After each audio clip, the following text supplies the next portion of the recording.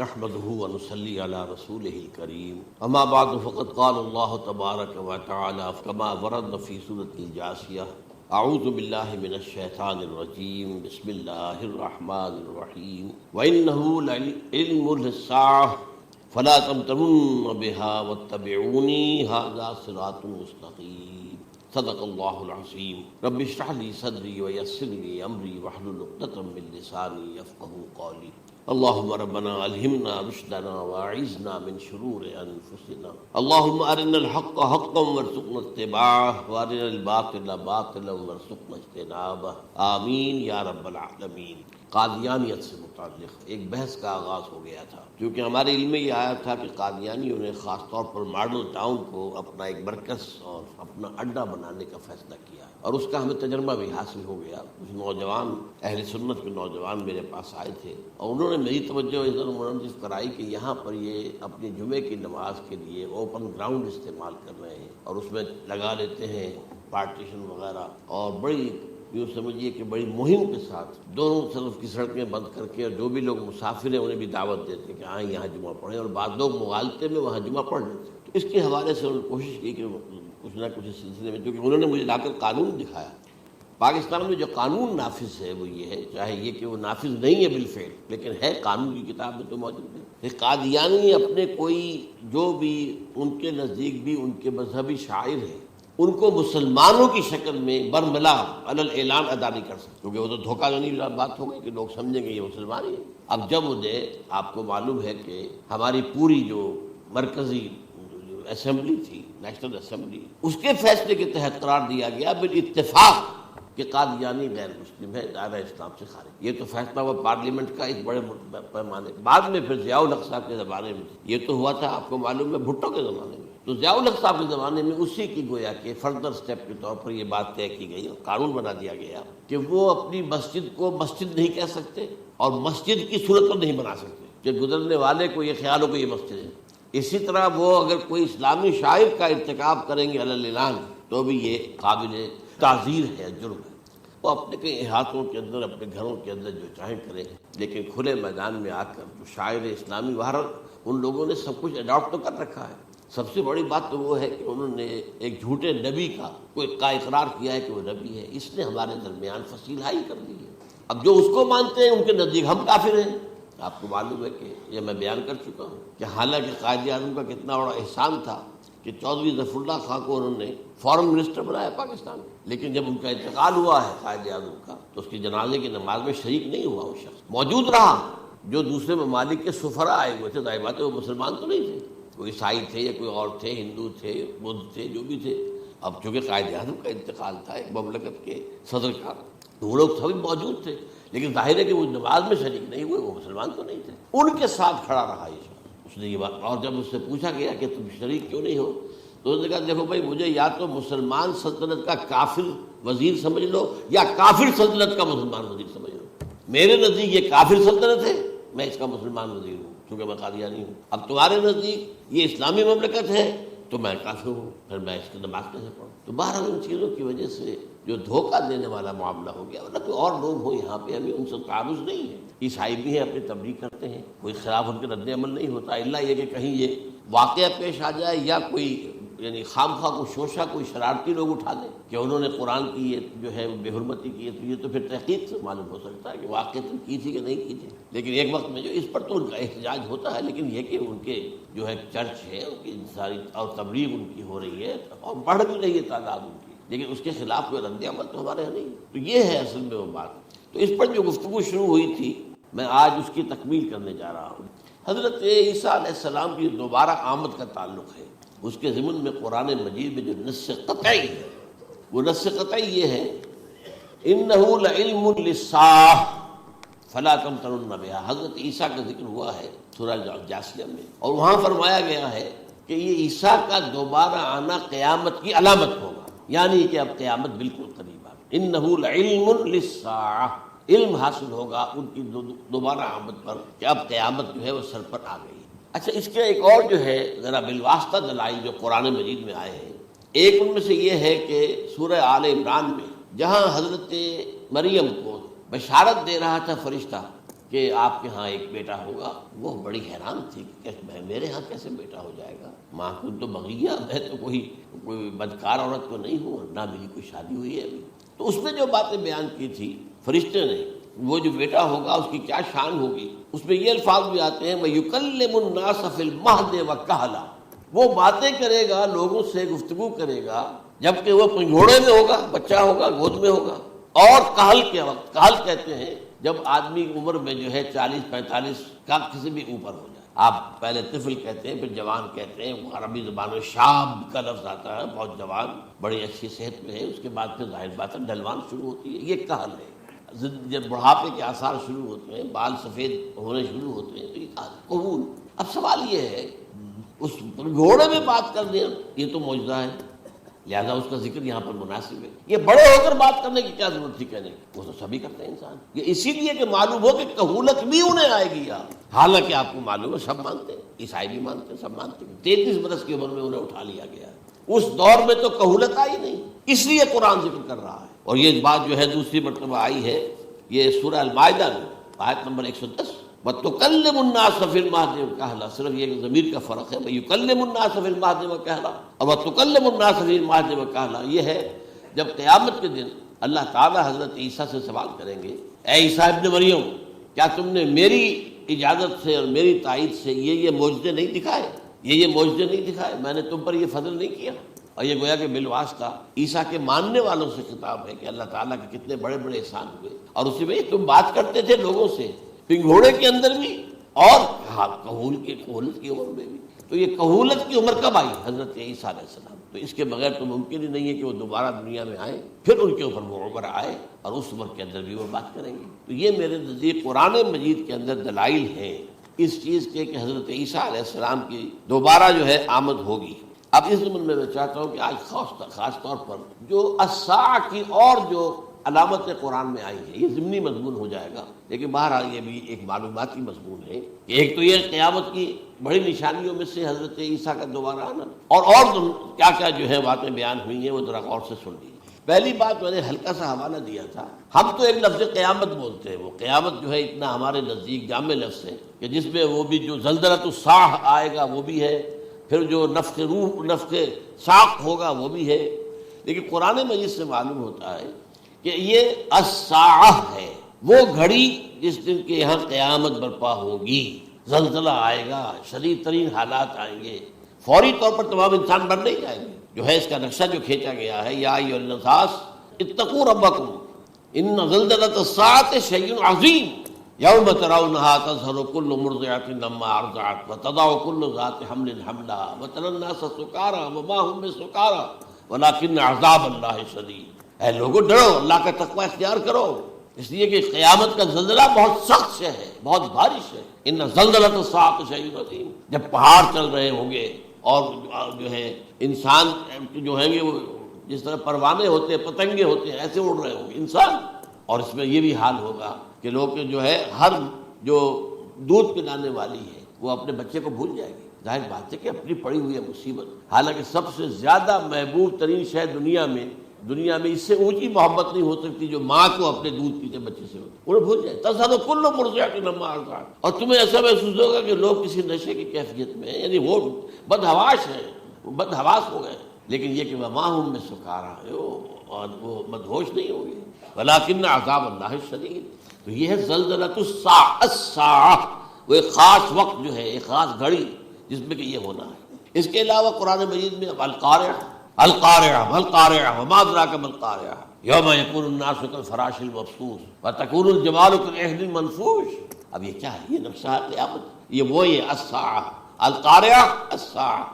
اسی کے ساتھ قرآن میں آتا ہے الواقعہ اذا وقعت الواقعۃ لیس لوقعتها کاذبہ، تو یہ خافضۃ رافضہ، یہ الفاظ سورہ واقعہ میں۔ اسی طریقے سے اور جو الحاقہ ما الحاقہ وما ادراک ما الحاقہ، یہ تمام جو الفاظ قرآن مجید میں آئے ہیں یہ آئے ہیں الساعہ کے لیے، قیامت کے لیے نہیں۔ قیامت میں بعد میں بتاؤں گا آپ۔ چنانچہ 3 نفخے ہیں جو قرآن سے ثابت، نفخ فی الصور، اور اس نفخ فی الصور کا یہ عالم ہوگا یوم ینفخ فی الصور ففزع من فی السماوات ومن فی الارض الا من شاء اللہ، جس دن پھونکا جائے گا سور میں، اور اس وقت صورتحال یہ ہو جائے گی کہ جو بھی آسمانوں میں ہے زمین میں ہے سخت پریشانی اور سخت پشیمانی اور ایک طرح کے مرعوبیت اور خائف ہو کر رہ جائیں گے، اللہ ان کے کہ جن کو اللہ چاہے، اس کے کوئی ملائکہ مقربین ہوں گے، من فی السماوات و من فی الارض ہے، اس کے ساتھ ہی یہ کہہ دیا گیا ہے، لیکن یہ باقی پورے لوگوں کے اوپر، پوری مخلوقات کے اوپر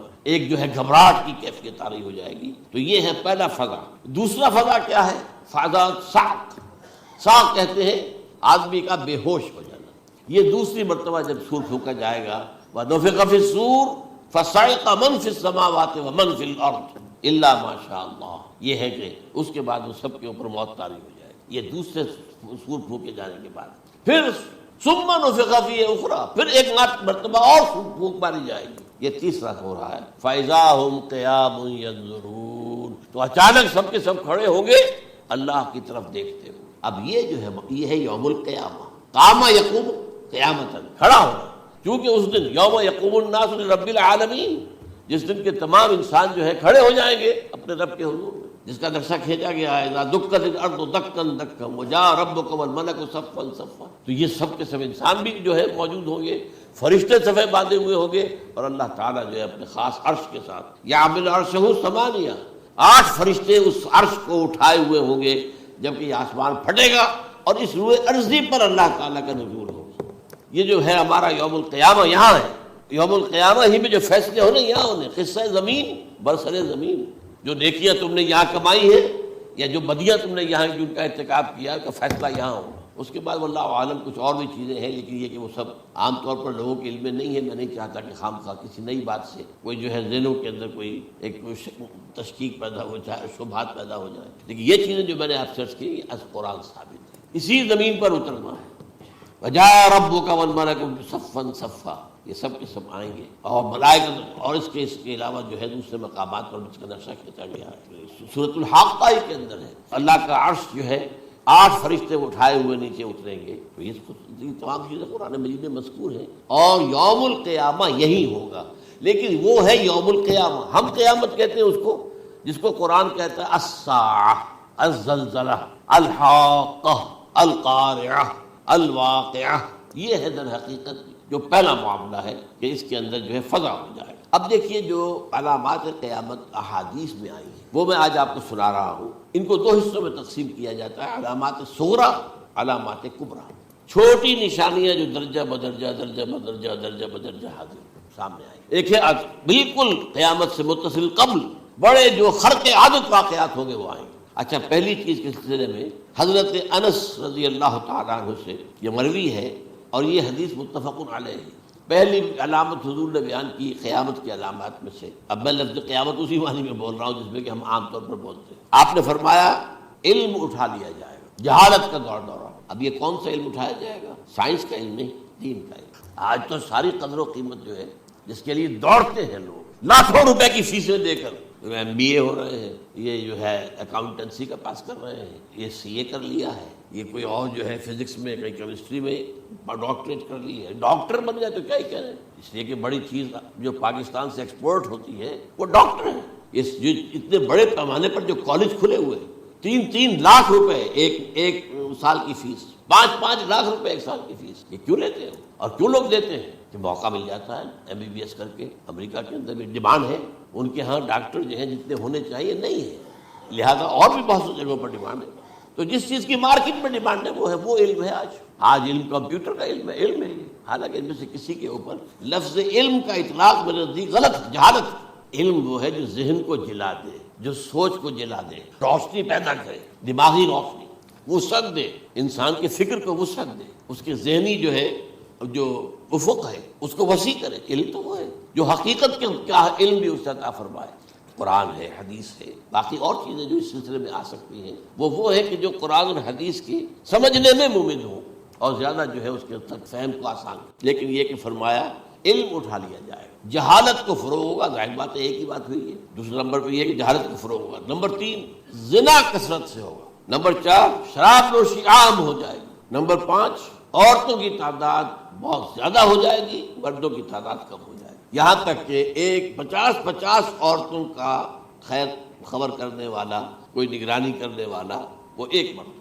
اچھا یہ تو ہے ایک حدیث جو میں نے آپ بیان کر دی، متفق علیہ، یہ بخاری اور مسلم دونوں میں ہے۔ دوسری حدیث بخاری کی ہے، اس کو حضرت ابو ہریرہ رضی اللہ تعالیٰ عنہ نے روایت فرمایا ہے، قیامت آئے گی جب امانت ضائع ہو جائے گی۔ آج ہمارے ہاں امانت کے ضائع ہونے کا جو نقشہ ہے شاید پوری دنیا میں کہیں اور نہیں، جس طرح کے غبن یہاں ہوں، جس طرح کک بیکس جو ہے وہ لیے جاتے ہیں۔ اس غریب یعنی قوم غریب ہے لیکن یہاں وہ امیر بہت بڑے بڑے لوگ ہیں، وہ تو دنیا بھر کے ٹاپ کے امیروں کے اندر ان کا شمار ہو جائے گا، لیکن یہ کہ یہ سب امیر کیسے بنے؟ غبن بلین کا دولت کا، اب تو اس سے کم کی تو بات ہی نہیں ہوتی۔ فلاں نے اتنے بلین جو ہے پیسے اپنا جو ہے قرضہ معاف کرا لیا۔ بھائی کس نے کیا، کون کرتا ہے معاف؟ یہ کسی کے باپ کی جاگیر ہے؟ یہ پیسہ بینک کے اندر حکومت کا ہے کہ حکومت کو اختیار ہو کے وہ رائٹ آف کر دے ان کے جو ہے ان کی جائیدادیں کرو ضبط۔ لیکن ہوتا کیا ہے، بینک آفیسر بے ایمان ہے، وہ کہتا تھا 1 کروڑ کا قرضہ لے جاؤ، 10 لاکھ مجھے دے جاؤ، چاہے تم میرے پاس کوئی ڈاکومنٹ جو ہے ایسے نہیں دے سکتے، حالانکہ ہونا چاہیے کہ اتنا بڑا قرضہ لے رہے ہو تو ڈاکومنٹس یہاں پر ہمارے سامنے لاؤ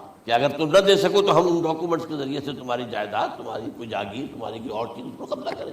جب وہ وقت آتا ہے دیکھتے تو یہ ڈاکومنٹس ہی فیک ہیں، اللہ نہ خرچ، کیا کرے گا کوئی؟ بینک کا باپ بھی واپس نہیں لے سکتا۔ اور یہ سب کس کی بے ایمانی ہے؟ وہ جو بیٹھا ہوا بینک مینیجر، سارا سودا اس کے ماں باپ ہوتا ہے کہ 1 کروڑ ہے نا، 10 لاکھ مجھے جو 90 تم لے جاؤ، باقی یہ کہ ٹھیک ہے میں تمہارے جو ڈاکومنٹس تم پیش کر رہے سو کوئی اعتراض نہیں کرتا، بس جاؤ۔ اور نمبر 2، حکومت نااہلوں کے سپرد ہو جائے، یہ ہے امام بخاری کی روایت کردہ روایت جو حضرت ابو ہریرہ سے۔ مسلم شریف میں ابو ہریرہ رضی اللہ تعالیٰ عنہ سے ایک اور روایت ہے، مال عام ہو جائے گا یہاں تک کہ زکوٰۃ قبول کرنے والا کوئی نہ ہوگا۔ یہ بات وہ ہے جو آج سعودی عرب اور یو اے ای کے اندر آپ کثرت سے دیکھیں، دولت جو ہے وہ ریل پیل۔ ابھی تھوڑا سا آیا ہے معاملہ خاص طور پر دبئی میں، کیونکہ وہاں بہت زیادہ کنسٹرکشن ہو رہی تھی، تو پوری دنیا میں آپ کو معلوم ہے کہ جو ریئل اسٹیٹ کہلاتا ہے اس کا حال بہت پتلا ہے، لیکن وہاں پہ دولت ریل پیل ہے جگہ۔ اور سب سے اہم متفق علیہ روایت، متفق علیہ کیا، وہ تو حضرت عمر سے بھی مروی ہے، ابن عمر سے بھی مروی ہے، ابن عباس سے بھی مروی ہے، ابو ہریرہ سے بھی مروی ہے، عبداللہ ابن مسعود سے بھی مروی ہے رضی اللہ تعالیٰ عنہ اجمعین۔ اور یہ وہ حدیث ہے جسے کہا جاتا حدیث جبرائیل، جسے ام السنہ بھی کہا گیا۔ اس میں جو آخری سوال کیا حضرت جبرائیل نے حضور سے، چوتھا، پہلا یہ تھا کہ اسلام کیا ہے مجھے بتائیے، ایمان کیا ہے، اس کی حقیقت کیا ہے یہ مجھے بتائیے، تیسرا احسان کیا ہے یہ بتائیے، چوتھا یہ قیامت کے بارے میں بتائیے کب ہوگی۔ حضور نے فرمایا کہ اس کے بارے میں جس سے سوال کیا جا رہا ہے وہ اس سے زیادہ نہیں جانتا جو کہ سوال کر رہا ہے۔ اس کے کئی مفہوم ہو سکتے ہیں کہ بہرحال یا تو حضرت، چونکہ بعد میں معلوم ہوا کہ حضور نے پہچانا نہیں کہ یہ جبرائیل ہے، بلکہ جب سوال جواب ہو کر وہ چلا گیا شخص تو اچانک حضور کے ساتھ ذرا ردو ہو ہی لیا، ذرا بلانا اس کو دوبارہ لانا۔ اب جو دیکھا کہ وجود ہی نہیں اس کا، آسمان نے اس کو چک لیا، زمین نے نگل لیا، کیا ہوا ہے؟ پھر آپ نے یہ جبرائیل تھے جو تمہیں تمہارا دین سکھانے آئے تھے جبکہ تم سوال نہیں کر رہے ہو۔ یہ بڑے بیسک کوسچن ہیں، اس لیے کہ دنیا کے ہمارا نظام اسلام پر ہے، ایمان پر نہیں ہے، اس لیے کہ ایمان کو ویریفائی کر ہی نہیں سکتے، کیسے پتا ہوگا اس میں ایمان ہے یا نہیں ہے؟ کوئی آلہ نہیں ہے، کوئی الیکٹروکارڈیوگرام ابھی تک ایسا نہیں ہے، کوئی جو ہے اور جو طریقے چل رہے ہیں وہ تو ان کے ذریعے سے یہ تو نہیں معلوم ہو سکتا ایمان ہے کہ نہیں۔ لہذا یہاں کا سارا نظام اسلام پر، شہادت اللہ الہ الا اللہ وان محمد رسول اللہ، پھر ایک نظام بنا لیا، اقام الصلاۃ و ایتاء الزکوٰۃ و صوم رمضان و حج البیت۔ اس میں بھی یہ ہے کہ اگر کوئی نماز کو نہیں مانتا تو کافر ہوگا، لیکن نماز پڑھتا نہیں ہے تو کافر نہیں ہے، فاسق ہے، فاجر ہے، گناہ گار ہے، کمزور مسلمان ہے۔ اس طرح زکوٰۃ کا منکر ہو جائے گا تو وہ کافر ہوگا، لیکن زکوٰۃ دے نہیں رہا ہے تو یہ گویا کہ گناہ گاری ہے، کمزوری ہے۔ تو اس حوالے سے نوٹ کر دیجئے کہ یہاں کا دنیا کا سارا اسلامی نظام اور سارا کانسٹیٹیوشنل اور لیگل سسٹم جو ہے اسلام کا وہ اقرار باللسان پر ہے، ایمان ہے وہ کہ جس کی بنیاد پر وہاں فیصلے ہوں گے۔ یہاں کوئی شخص مسلمانوں کا بڑا لیڈر ہے، بڑا علامہ ہے، بڑی اس کی قدر و منزلت ہے، اس کے ہاتھ چومے جا رہے ہیں، پاؤں چومے جا رہے ہیں، ہو سکتا ہے وہاں کہا جائے دفع ہو جاؤ، تمہارے دل میں ایمان نہیں تھا، تم نے یہ سب کچھ کیا تھا اس لیے کہ کہا جائے کہ بڑے عالم ہو، اور یہ کہا جا چکا فقط قیل، اب یہاں کچھ نہیں ہے تمہارے پاس۔ پھر فرشتوں کو حکم ہوگا کہ اس کو گھسیٹتے ہوئے جہنم میں ڈال دیں۔ 3 باتیں بیان کی آپ نے، یہی حشر اس کا ہوگا مالدار کا، اللہ پوچھے گا میں نے تمہیں بہت مال دیا، تم نے کیا کیا؟ وہ کچھ گنوانا شروع کرے گا، اللہ فرمائے گا جھوٹ بول رہا، قذبت تھا، تم نے یہ خیرات و صدقات اس لیے کیے تھے کہ تمہاری سخاوت کے ڈنکے بج جائے، تعریفیں کی جائے، وہ کی جا چکی، دنیا میں ڈنکا بج گیا، یہاں کچھ نہیں ہوا، وہ نیت دل میں کچھ اور تھی تمہارے۔ میں لیس البر ان تولوا وجوہکم والا قرآن مجید کا سبق ہمارا منتخب نصاب کا نمبر 2 بڑی تفصیل سے بیان کیا۔ یہی معاملہ ہوگا اس عالم کا، اللہ فرمائے گا میں نے تمہیں علم دیا، تم نے، وہ کہے گا میں نے علم پھیلایا لوگوں میں ہدایت کی، جھوٹ بول رہے ہیں۔ تم نے تو صرف اس لیے کیا تھا، تمہاری نیت یہ تھی کہ بڑا عالم شخص ہے، بڑا فاضل شخص ہے، تو یہ سب کہا جا چکا۔ تو وہاں کا معاملہ جو ہے وہ اسلام پر نہیں ہے۔ یا آپ دکھائیں گے دیکھیے میرا آئیڈینٹی کارڈ، اس پہ اسلام میرا مذہب لکھا ہوا ہے، یا یہ میرا پاسپورٹ ہے، آئیڈینٹیفیکیشن کے لیے دنیا میں عام طور پر یہ چیزیں ہوتی ہیں، کوئی تعلق۔ آخرت کا معاملہ کسی اور شے پر ہے، وہ تو ایمان دل میں ہے، اور تمہارے تمام جو حرکات ہیں، اعمال ہیں، ان سب کے اندر جب تک کہ اصل جو قوت متحرکہ ہے وہ اللہ کی محبت نہ بن جائے، اخلاص للہ، بحب اللہ للہ، اور یہ کہ یہ تمام چیزیں جیسا کہ فرمایا، ایک حدیث بڑی پیاری ہے، ایمان کی تکمیل کی علامت کیا ہے؟ فرمایا من احب للہ وابغض للہ ومنع للہ واعطى للہ فقد استکمل الایمان۔ جس شخص کے نے محبت جس سے بھی کی، اللہ کے لیے کی، اپنے مفادات کے لیے نہیں، رشتہ داری کی بنیاد پر نہیں۔ محبت اوپر ہو جائے، رشتہ دار کا حق ہے دو، بیوی کے حقوق ہیں دو، لیکن محبت یہ اللہ کے لیے ہو کہ فلاں شخص سے مجھے محبت اللہ کی، اور اگر نفرت رکھی تو اللہ کی وجہ سے رکھی، اس لیے رکھی کہ وہ اللہ کے دین سے دور ہے، وہ اللہ کے راستے پر نہیں آ رہا ہے، وہ فسق و فجور کی جو ہے زندگی کو آ رہا ہے۔ اس میں بھی یہ ہے کہ یہ نہیں ہے تعلق قطع کر لو، تعلق قطع کرو گے تو تبلیغ اور اصلاح کا موقع کہاں رہے گا، لیکن دلی محبت نہیں ہوگی اس سے۔ تو اگر محبت ہے تو اللہ کے لیے، اور نفرت ہے تو اللہ کے لیے، اور کسی کو کچھ دیا ہے تو اس لیے کہ اللہ کا حکم ہے کہ دوں، اور کسی سے کچھ روکا ہے تو اس لیے کہ اللہ کا حکم ہے کہ روکوں، اس کو نہیں دینا۔ فقد استکمل الایمان، تو اس شخص نے ایمان کی تکمیل کی۔ یہ ہے اصل جو ڈیسائیڈنگ فیکٹر ہے، وہ یہ ہے۔ اور اس ایمان کی پہلی علامت کیا ہے؟ کیسے معلوم ہو میرے اندر ایمان ہے؟ پہلی علامت سب سے کم تر درجے کا ایمان، اس میں فرمایا گیا اذا اساءت کا سیئۃ وحسنت کا حسنۃ فانت مومن۔ اگر کوئی اچھا کام کر کے خوشی ہو اور کوئی برا کام ہو جائے تو ملامت ہو، یہ کیا کر بیٹھا، یہ میں نے کیا کیا ہے، یہ مجھے نہیں کرنا چاہیے تھا۔ یہ اگر احساس ہے نیکی اور بدی کا تو تمہارے اندر ایمان ہے۔ یہ ایمان ہے ادنیٰ درجے کا، اور وہ ایمان احب للہ ہے وابغض للہ ہے واعطى للہ ہے ومنع للہ ہے فقد استکمل الایمان۔ اچھا، یہ جو متفق علیہ حدیث ہے جو حضرت جبرائیل کی ہے، اس میں پھر انہوں نے کہا کہ اچھا اگر آپ مجھے یہ کب ہوگی قیامت نہیں بتا سکتے تو اس کی کچھ علامتیں بتائیے۔ یہ بڑی عظیم تھا، کیونکہ یہ تو تمام احادیث کے اندر میں نے عرض کیا نا کہ سب سے زیادہ صحابہ سے منقول ہے، اور آپ نے فرمایا کہ جب لونڈی اپنی مالکہ کو جنے گی اور تم دیکھو گے کہ ننگے بدن ننگے پیر بھوکے ننگے بھیڑوں اور بکریوں کو چرانے والے اونچی سے اونچی عمارتیں بنانے میں ایک دوسرے کا مقابلہ کریں۔ اذا طلد الامۃ ربتها، کیا بات ہے، یہ خاص الفاظ کیوں کہے گئے؟ اولاد والدین کے سامنے دب کر رہتی تھی، کبھی سینہ تان کر بات نہیں کرتے تھے۔ ٹھیک ہے، کوئی بات آپ مان نہیں سکتے، ابا جان یہ بات تو میں نہیں کر سکتا، یا فرض کیجئے کہ وہ آپ کو کسی نیکی سے روک رہے ہیں، کہ دینی کام سے روک رہے ہیں، ابا جان یہ تو میں نہیں کروں گا، یہ تو دین کا فرض ہے، یہ کہیں آپ اور ڈٹ کر کہیں اور جمیں اس پر، لیکن یہ کہ کوئی سرکشی کا انداز نہ ہو، ایسا نہ ہو کہ اپنے جناب سینے کو تان کر کے کھڑے ہو جائے، میں نہیں کروں گا، یہ نہیں، یہ غلط ہو جائے۔ اچھا، اولاد میں بیٹی جو ہوتی تھی وہ زیادہ سبارڈینیٹ، سبمسیو، بات ماننے والی، کہیں بھی سر اونچا نہ کرنے والی، اور آخری دور میں کیا ہوگا، بیٹیوں سے مائیں ڈریں گی، انہیں ٹوک نہیں سکتی کسی بات پر، پتہ نہیں کیا بک دے، کیا بکواس کر دے۔ یہ تو ہمارے یہاں ہو گیا ہے، باہر کیا ہے تو آپ یہ بھی نہیں پوچھ سکتے۔ آپ کی 13 برس کی لڑکی آئی ہے رات کو 1 بجے، نہیں پوچھ سکتے کہاں رہی ہو، یہ رات کہاں گزاری، پوچھ ہی نہیں سکتے۔ یہ پوچھنا بھی جرم ہے۔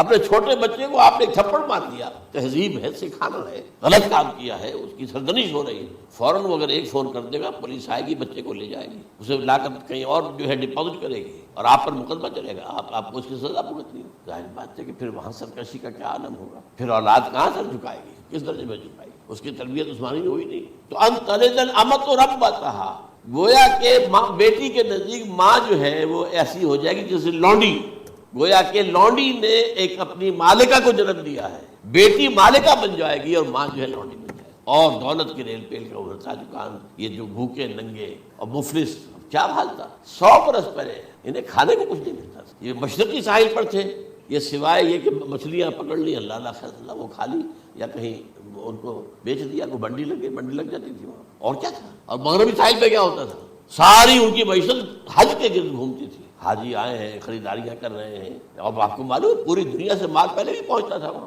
آپ کو جو ہے ہر ملک کے ہر کونے کا پھل وہاں مل جائے گا آج بھی۔ اور وہاں پر یہ ہے کہ سب سے بڑی بدوؤں کے لیے سب سے بڑی بات کیا تھی، قربانی کا گوشت، اسے وہ سکھاتے تھے، سخت چمڑے کر کے کھاتے تھے، یہ ان کا حل تھا۔ آج جا کر دیکھیے نئے شہر بن رہے ہیں، امریکنز کو کانٹریکٹ دیے جا رہے ہیں، بالکل ماڈرن شہر بنا دو، ایک ایبسولوٹلی ماڈرن شہر جو ہے وہ جو مشرقی ساحل کے اوپر جو پہلے سے آرامکو سٹی ہے، امریکن سٹی ہو، اس کے اندر کوئی سعودی بھی داخل نہیں ہو سکتا سوائے جس کے پاس اس سٹی کی طرف سے لائسنس نہ ہو، اور اس کی چار دیواری کے اندر، چار دیواری کیا فصیل کے اندر کہی ہے جو چاہو کرو، کوئی تم پر پابندی نہیں، ننگے نہاؤ، تالاب ہے نہا رہے، ننگی عورتیں ننگی مردیں نہا رہے، کوئی پوچھنے والا۔ اب اسی قسم کا ایک سٹی آباد ہونا جا رہا ہے مغربی ساحل پر، جدہ اور ینبوع کے درمیان، اور اس میں اصل میں جتنی بھی دولت ہے جو پیٹرول کی ہے وہ وہیں پر رکھ لی جاتی ہے امریکہ کے اندر، تاکہ امریکہ جو ہے ایسے ایسے پروجیکٹ بنا کر جب تمہیں دے گا تو اس میں سے پیسے دے گا، وہ نہیں ملتی ان کو واپس۔ بہرحال یہ تو ایک میں نے ایک جگہ آپ سے ذکر بھی کیا تھا، دی کنفیشنز آف این اکنامک ہٹ مین، وہ کنفیشنز کی بات جو ہے اگر آپ میں سے کسی کو دلچسپی ہو تو اسے پڑھیں کہ کس طریقے سے 1973 کے آئل امبارگو کے بعد جو شاہ فیصل شہید کے زمانے میں ہوا تھا، پھر جس طریقے سے امریکہ نے ان تمام ممالک کو جکڑ لیا ہے، اس کا پورا جو پروسیس کیا تھا وہ سامنے آتا ہے۔ پر اس کے بعد آتا ہے علامات کبریٰ کا ذکر، بڑی علامتیں جو کہ بالکل خرق عادت کے انداز میں ہوگی، جن کا معاملہ جو ہے وہ آپ کے ناپ تول میں نہیں آ سکتا، آپ کی کیمسٹری فزکس اس کا جو ہے وہ نہیں کر سکتی، ادراک ہوگا یہ قیامت کی۔ ان میں نمبر ایک کیا ہے؟ ایک بہت بڑا دھواں آئے گا، پوری دنیا کو لپیٹے گا۔ نمبر دو، دجال کا ظہور ہوگا جو اپنی خدائی کا دعویٰ لے کر آئے گا اور بنوائے گا، اس کے ہاتھ میں ہو جائیں گے، قبضے میں ہو جائیں گے سارے ذرائع پیداوار کے، اس کی طرف بھی پہلا قدم اٹھ چکا ہو، ٹرپس کے نام سے معاہدہ ہو چکا ہے۔ کوئی ملک اپنا بیج پیدا نہیں کر سکتا، یہ بیج ہم نے ڈیولپ کیے ہیں، ان کے ڈیولپمنٹ سے پہلے تم ایک ایکڑ سے کتنی گندم لیتے تھے، آج کتنی لے رہے ہیں؟ کس بنا پر؟ جینیٹکس کا جو کام ہم نے کیا ہے اس کی بنا پر ہو رہا، ہاں تو ہمارا حق ہے، اس کی رائلٹی ہمارے پاس آنی چاہیے۔ لہذا صرف ان اداروں سے، ملٹی نیشنل سے خریدا جائے گا بیج،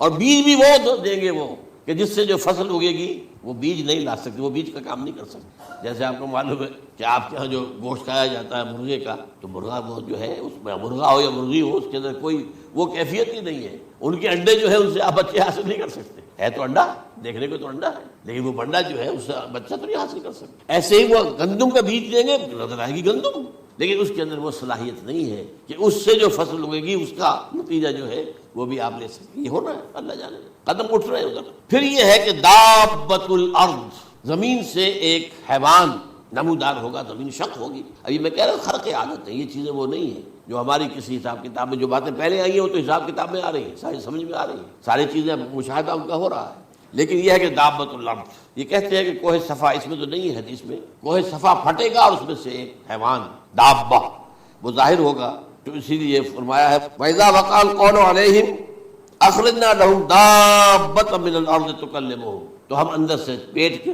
چیر کر زمین کے پیٹ کو ایک حیوان کو برآمد کریں گے جو انسانوں سے بات کرے گا، گفتگو کرے گا۔ نمبر 4، طلوع الشمس من المغرب، یہ بھی خرق عادت، سورج تو طلوع ہوتا ہے مشرق سے، غروب ہوتا ہے مغرب میں، لیکن اس وقت معاملہ الٹا ہو جائے، یعنی جو کائنات کے اندر جو گڑبڑ ہوگی کچھ سمجھ میں بات آتی ہے کہ یہ معاملہ جو ہے یہ تو اس پورے سولر سسٹم کو اگر بدل دیتے ہیں تو مشرق مغرب ہو جانا، مغرب مشرق ہو جانا، یہ سمجھ میں آنے والی بات۔ اس کے بعد ہے عیسیٰ ابن مریم کا نزول، جس کے بارے میں آج میں نے گفتگو کی ہے تفصیل سے۔ یہ نزول ہونا ہے، یہ علامات قیامت میں سے حضور نے بیان فرمایا ہے، اور قرآن مجید کی جو اصطلاحات ہیں اس کے حوالے سے میں نص قطعی جو ہے وہ میں آپ کے سامنے رکھ چکا ہوں۔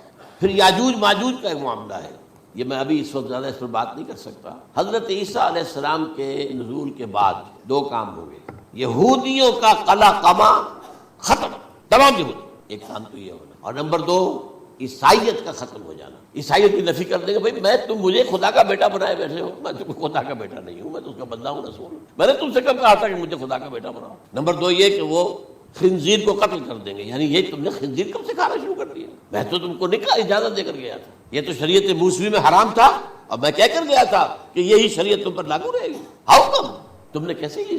آج بھی بہت سے رومن کیتھولکس جو ہے وہ سور نہیں کھاتے، وہ اس میں ہے ان کے اندر کچھ نہ کچھ بات جو ہے جو حضرت عیسیٰ کی تعلیمات کا کچھ اثر ان کے ہاں ہے۔ میں تو ایک مرتبہ، یہ 1971 کی بات ہے، 4-5 دن کے لیے برسلز میں رکا تھا، اس لیے کہ وہاں مجھے ایک صاحب نے خط لکھا تھا کہ وہاں ایک نوجوان ہے ابھی اس ایمان لایا ہے اور اس کے کچھ مسائل ہیں، ہم کوشش کر رہے ہیں ان کے مسائل حل کریں، آپ بھی جا رہے ہیں۔ میں انگلینڈ جا رہا تھا تو واپسی پر آپ ان کے یہاں چند دن ٹھہرے، میں حیران ہوا، ویسے اس نے مجھے اپنے گھر ٹھہرایا نہیں، اس لیے کہ ماں باپ تو اس کے کرسچن تھے، اور پولیس کا چیف آفیسر اس کا باپ تھا، چیف آف پولیس فورس۔ اس نے مجھ سے ایک دن کھانے پہ بلایا، میں ہوٹل میں ٹھہرایا، مجھے اس نے کہا آپ اطمینان سے یہاں کھانا کھائیں، اس گھر میں نہ آج تک کوئی شراب کی بوند آئی ہے اور نہ ہی کوئی بوٹی آئی ہے سور کی۔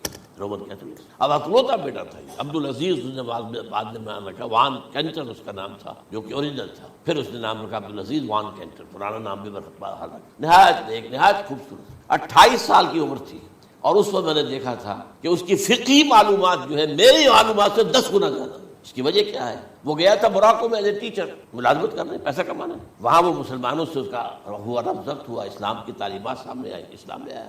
اب اکلوتا بیٹا ہے اور ماں باپ جو ہے کرسچن کیتھولکس۔ جب وہاں سے واپس آیا تو پھر کہتے ہیں کہ ہمارے درمیان ایک معاہدہ ہے، وی آر لیونگ ٹوگیدر، لیکن یہ معاہدہ ہے ہم مذہب پہ بات نہیں کریں گے، بس باقی جو بھی ہے وہ ساتھ رہ رہے ہیں۔ لیکن میں حیران ہوا، مجھے معلوم نہیں تھا۔ اچھا اس کے بعد اس نے جب اسلام کا فیصلہ کیا تو اس کے سامنے سوال آیا کون سی فقہ اختیار کروں؟ تو اس نے بڑی جو ہے تھورو اسٹڈی کی ہے تمام فقہوں کی، کمپیریٹو اسٹڈی۔ ان کو کرنے کے بعد پھر فائنل فیصلہ اس کا یہ تھا کہ حنبلی فقہ میں اختیار کروں۔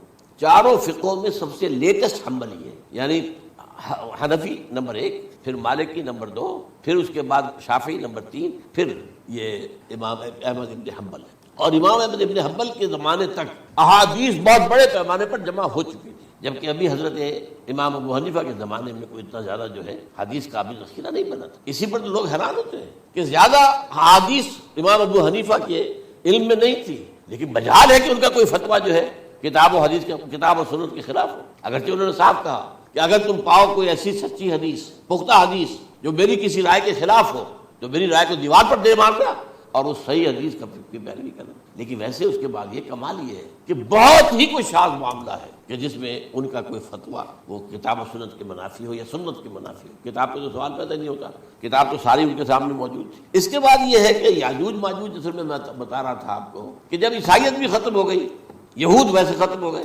استیصال ہو گیا، جڑ کٹ گئی، اب عیسائیت گویا کہ اسلام میں ضم ہو گئی، عیسائیت مذہب ختم، یہودی خود ختم۔ اب یہ طاقت کتنی ہو جائے گی؟ تقریباً 2/3 دنیا آ گئی تمام۔ اب عیسائی 2 ارب کے قریب ہیں، 1 ارب 90 لاکھ ہو گئے، 90 کروڑ ہو گئے، یا مسلمان بھی 1 کروڑ 50-60 لاکھ ہیں، دونوں کو جوڑ لیجیے کتنے ہو گئے، 6 ارب کل آبادی ہے۔ لیکن اس کے بعد آتا ہے یاجوج ماجوج کا خروج۔ یہ یاجوج ماجوج میرے نزدیک چائنا اور رشیا ہے، ان کی مجموعی طاقت اتنی ہوگی اور یہ اس طرح آئیں گے ہر اونچائی پر سے اترتے ہوئے، پھسلتے ہوئے۔ جیسے 1962 میں جب وار ہوئی تھی بٹوین چائنا اینڈ انڈیا 1962 میں، تو وہ اس وقت کا نقشہ مجھے آج بھی اخبارات میں پڑھتا تھا تو یاد، waves after waves of Chinese soldiers were coming down the slopes of Himalayas. یہ تو وہ ہے نا جن کی تعداد کا کوئی حساب نہیں، اور رشیا اور یہ مل کر جو ہے، میرا اندازہ یہ ہے کہ جب پہلے ملحمۃ العظمیٰ ہوگی وہ عیسائیوں اور مسلمانوں کے درمیان، اس وقت یہ دونوں پاورز نیوٹرل رہیں گی، لیکن غالباً یہ بات طے کر لیں گی کہ ویپنز آف ورلڈ جو ہے ماس ڈسٹرکشن یہ استعمال مت کرنا۔ اگر یہ ویپنز آف ماس ڈسٹرکشن استعمال کرو گے تو ہم میدان میں آ جائیں گے۔ اس میں وہ جنگ جب ہو چکے گی، پھر حضرت عیسیٰ کو فتح حاصل ہو جائے گی، اور پھر یہ کہ یہودیت ختم ہو جائے گی، عیسائیت بطور مذہب ختم ہو کر اسلام میں ضم ہو جائے گا، پھر وہ 40 برس کا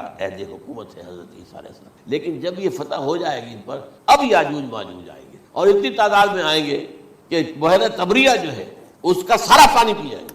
یہ تو اگر آپ کو کبھی اندازہ ہو یا کوئی آپ جانیں ان لوگوں کو جو ان چینیوں سے واقف ہیں، وہ کہتے ہیں زمین پر ہلتی ہوئی کوئی چیزوں سے وہ تھوڑی تھوڑی کھا جائیں گے۔ جہاں وہ جاتے ہیں ایز اے لیبرر، وہاں کے جو سارے کتے ہیں ختم، ساری بلیاں ختم، ہر شے وہ جو سانپ کھاتے ہیں، ہر چیز کھاتے ہیں۔ اور یہ تمام ایسٹرن کنٹریز کے اندر ہوتا ہے، بڑی ڈیلیشس ڈشز ہیں یہ سانپ وغیرہ وغیرہ، اور یہ جس طرح کھا جائے پانی پی جائے ایک قطرہ نہیں رہے گا اس پر۔ تو پھر جو ہے اللہ تعالیٰ اس وقت جو ہے اس میں ایک ایسی بیماری پیدا کرے گا، یہ سب مر جائے، یہ معجزے سے ہوگا۔ یعنی ان کے اوپر فتح جو ہے وہ عام لڑائی کے ذریعے سے نہیں ہوگی، بلکہ اس کے اوپر فتح جو ہوگی وہ اللہ تعالیٰ سے ہوگی، ایک بیماری پیدا ہوگی، سب مر جائے گا۔ اور اس کے بعد اللہ تعالیٰ ایسے پرندے بھیجے گا بڑی لمبی لمبی گردنوں والے، وہ ان سب کو کھا جائیں گے، جیسے ہمارے ہاں گدھ ہوتے ہیں وہ ان کو صاف کر دیں گے۔ ورنہ تو یہ ہے کہ پوری دنیا کے اندر جو بدبو اور جو پیدا ہوتا معاملہ اس سے، تو اس نوع انسانی کی بقا ممکن نہیں تھی۔ ان کے خاتمے کے بعد پھر یہ ہوگا کہ حکومت اسلامی جو ہے پوری دنیا میں حضرت مسیح علیہ السلام کی ہوگی۔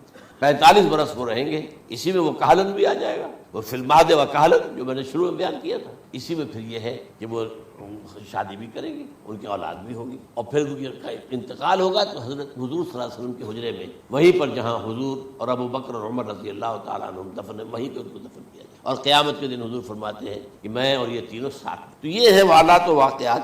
بہرحال اس میں یہ ہے کہ یہ نوٹ کر لیجئے کہ جہاں تک ہمارے ہاں آج کل کا معاملہ ہے، میرے نزدیک میں یہ کہنے پر مجبور ہوں، جو رفع و نزول مسیح کو نہیں مانتا وہ کم سے کم منکر حدیث ضرور ہے. میں اس سے کم کا فتویٰ نہیں دے سکتا. اب یہ ہے کہ جو لوگ مہدی کو نہیں مانتے ان کا معاملہ میں مختلف سمجھتا ہوں. چند منٹ لے رہا ہوں آپ کے، اور اس لیے کہ ان کی حدیثیں صحیحین میں نہیں ہیں، بخاری مسلم میں نہیں. اور یہ کہ بہرحال ان کا معاملہ جو ہے وہ ایسا نہیں ہے حضرت عیسیٰ کے آنے کا جو کچھ ہوگا وہ تو میں نے آپ کے سامنے بیان کر دیا. لیکن یہ ہے کہ حضرت مہدی ہمارے نزدیک اس میں خرق عادت کوئی ہے ہی نہیں. جیسے ہر صدی کے مجدد ہوتے ہیں، آخری صدی کے مجدد وہ ہوں گے، اور میرے نزدیک یہی آخری صدی ہے، اور اسی میں حضرت مہدی کا ظہور ہو جانا. سعودی عرب میں کوئی خانہ جنگی ہوگی کسی بادشاہ کے انتقال پر، اور پھر اس وقت یہ ظاہر ہوں گے. اس وقت ملک کے حالات کو سنبھالنے کے لیے لوگ ان کو زبردستی نکالیں گے، چھپے ہوئے ہوں گے ایک گھر میں. یہ حضرت ام سلمہ رضی اللہ تعالی عنہ کی روایت ہے کہ ایک بادشاہ کے انتقال پر یہ خانہ جنگی ہو جائے گا، اور ایک شخص مدینے سے بھاگ کر مکے میں چھپ جائے. یہ تو ہے ان کے الفاظ، میں توجیہ کر رہا ہوں. یہ لوگ ان کی طرف دیکھ رہے ہوں گے کہ یہ جو وقت آیا ہے فتنے کا ہماری قوم پر، ہمارے ملک پر، تو ان کی شخصیت ایسی ہے کہ یہ بیچ میں آئیں، صلح صفائی کرائیں، اور وہ جو ہے اس ذمہ داری سے بچ کر بھاگیں گے اور جا کر مکے میں چھپ جائیں گے. پھر لوگ انہیں تلاش کر کے نکالیں گے اور زبردستی ان کے ہاتھ میں بیعت کریں گے، ورنہ وہ اتنے بڑے منصب کو. اور پھر یہ بھی ہے، ایک حدیث میں آتا ہے یصلحوا فی لیلۃ واحدہ، ایک رات میں ان کی مکمل اصلاح کر دیں گے. یعنی اگر کوئی تھوڑا بہت نقص اور عیب ہوا بھی، کوئی کمی کوتاہی ہوئی بھی، تو اللہ تعالیٰ ایک رات میں اصلاح کروا دیں. لیکن ہمارے نزدیک اس قدر خرق عادت ہے ہی نہیں. البتہ جو کہتے ہیں اہل تشیع، وہ خرق عادت ہے کہ ان کے 12ویں امام جو ہے وہ بچپن ہی کے اندر اس خوف سے کہ جو بنو عباس بادشاہ ہیں وہ ان کو قتل کر دیں گے، تو وہ ایک غار میں چھپا دیے گئے. اب وہ 1200 برس سے اس غار کے اندر چھپے ہوئے، اور اس کے بعد وہ ظاہر ہوگی، وہ امام مہدی ہوں گے. اس میں خرق عادت ہے. لیکن میں یہ کہتا ہوں کہ محض خرق عادت کی بنیاد پر ہم اس کی نفی نہیں کریں گے. کیوں؟ کیا ہم یہ نہیں مانتے کہ اصحاب کہف 300 برس تک سوئے رہے؟ یہ کیا عام بات ہے؟ حضرت عزیر علیہ السلام اللہ نے انہیں موت دی، موت، اور 100 برس کے بعد زندہ کر کے اٹھا لیا. تو خرق عادت حضرت عیسیٰ کو ہم اتنا بڑا خرق عادت مانتے ہیں کہ اٹھا کر آسمان پر، تیسرے آسمان کے اوپر ہیں، موجود ہے، اب بھی ہے. شب معراج میں تیسرے آسمان پر حضور کی ملاقات ان سے ہوئی. تو یہ خرق عادت کی بنیاد پر نفی نہیں ہم کہتے. ہو سکتا ہے، لیکن یہ کہ اس کے لیے ہمارے پاس کوئی دلیل نہیں، کوئی احادیث نہیں، کچھ نہیں، اس لیے ہم اس کو نہیں مانتے. البتہ خود وجود جو ہے حضرت مہدی کا وہ کوئی عجیب بات نہیں ہے. وہ تو جیسے پہلے بھی آئے ہیں ہمارے مجددین، ایسے مجدد ہوں گے اور دین کو تازہ کر دیں گے. ایک صحیح اسلامی ریاست جو ہے وہ عرب میں قائم ہو جائے گی دوبارہ.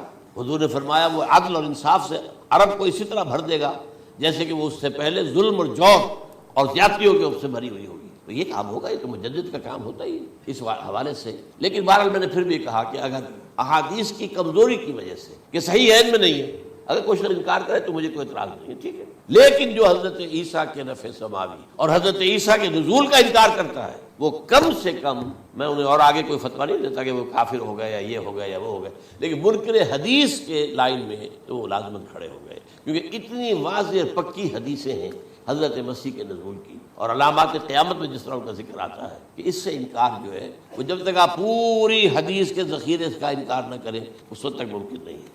اقول قولی ھذا واستغفر اللہ لی ولکم ولسائر المسلمین والمسلمات.